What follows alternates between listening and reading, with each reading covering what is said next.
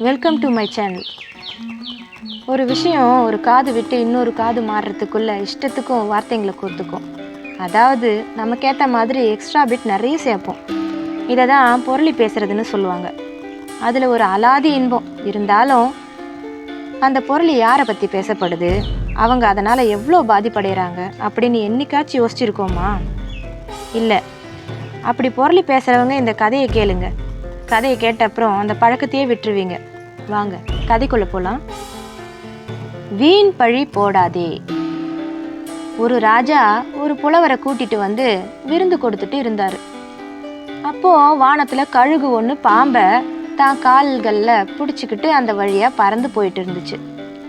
வலி தாங்காத பாம்போட வாயிலிருந்து ஒரு துளி விஷம் ராஜா வச்சிருந்த சாப்பாட்டு பாத்திரத்துல விழுந்துருச்சு.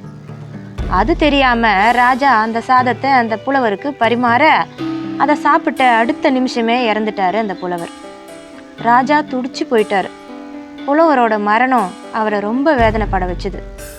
பாவ புண்ணியங்களை கணக்கு போடுற சித்திரகுப்தனுக்கு இந்த பாவம் யார் கணக்குல எழுதுறதுன்னு தெரியல. கழுகு கணக்குலையா, பாம்பு கணக்குலையா, இல்ல ராஜா கணக்குலையா? உங்களுக்கு என்ன தோணுது? பதில கமெண்ட்ல சொல்லுங்க. கழுகு பாம்பை தூக்கிக்கிட்டு போச்சு. அது மேல தப்பில்லை. வலி தாங்காத பாம்பு விஷத்தை கக்குச்சு. அது பாம்போட தப்பும் இல்லை. ராஜாவுக்கோ சாப்பாட்டில் விஷம் கலந்தது தெரியாது. அதனால ராஜா மேலேயும் தப்பில்லை. இதை யார் கணக்கில் எழுதுறதுன்னு சித்திரகுப்தனுக்கு முடிவெடுக்க தெரியல. ஒரே குழப்பமா இருந்துச்சு. சித்திரகுப்தன் யமதர்மன் கிட்ட போய் நடந்ததை சொல்லி விடை கேட்குறான். யமதர்மனும் கொஞ்ச நேரம் யோசிச்சாரு.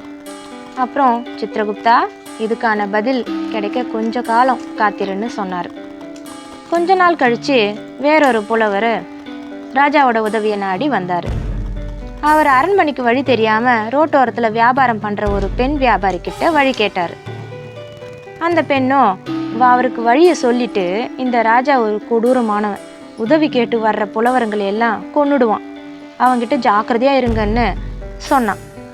இப்படி அந்த பொண்ணு சொல்லி முடிச்சதும் சித்திரகுப்தனுக்கு அவனுக்கு தேவையான பதில் கிடைச்சிது.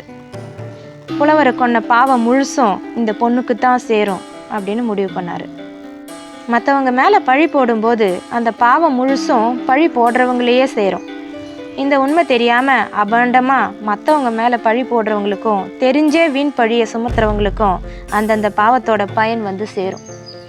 அதை அவங்க அனுபவிச்சு தான் ஆகணும்.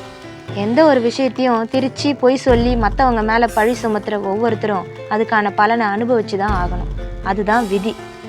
அதனால் உண்மையே பேசுவோம். மற்றவங்களோட பாவத்தை நாம் ஏன் வீணாக சுமக்கணும்? உங்களின் பொன்னான நேரத்திற்கு நன்றி.